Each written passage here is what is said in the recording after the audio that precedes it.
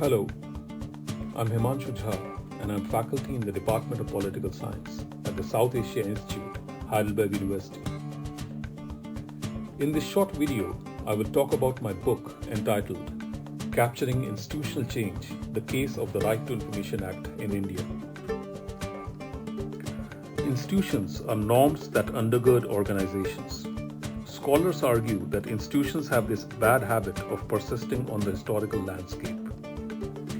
Why do institutions persist? And if they persist, how do institutions change?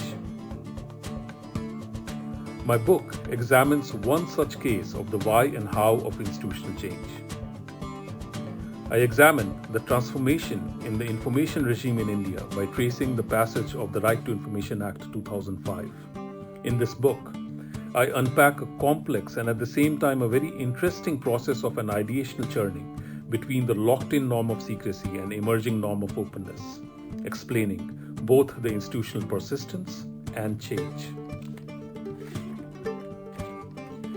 Institutional change in the information regime in India presents us with a research puzzle, where prior to the Right to Information Act, details and the process of governance were shrouded in secrecy, limited to the corridors of public authorities. The legal regime was governed by laws which weakened the citizens' right to know from the state. This changed in 2005 with the promulgation of Right to Information Act. What explains this move towards institutional change? Why and how did the state decide to change the legal regime of secrecy that had persisted since colonial times? The puzzle deepens. Scholars often view the Indian state as one deeply penetrated by a nexus of vested interests.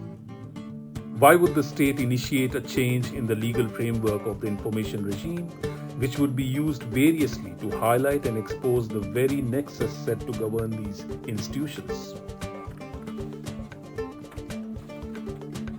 Based on the archival material, internal government documents, and interviews, this book moves beyond the dominant narratives of linear societal-based explanations of institutional change that posit the primary role either to the social movements or elite networks. In this book, I offer three arguments.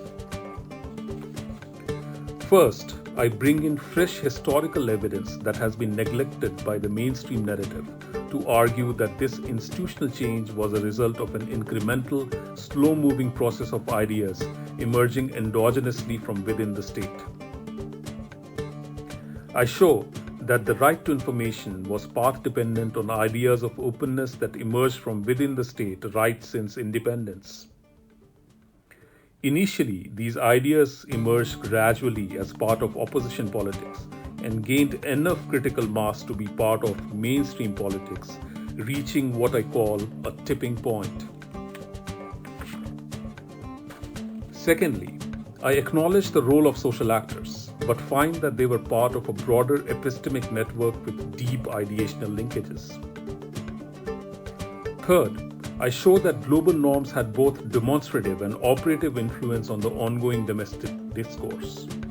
However, global norms need to be understood and placed within the broader context of the emerging narrative at the national level.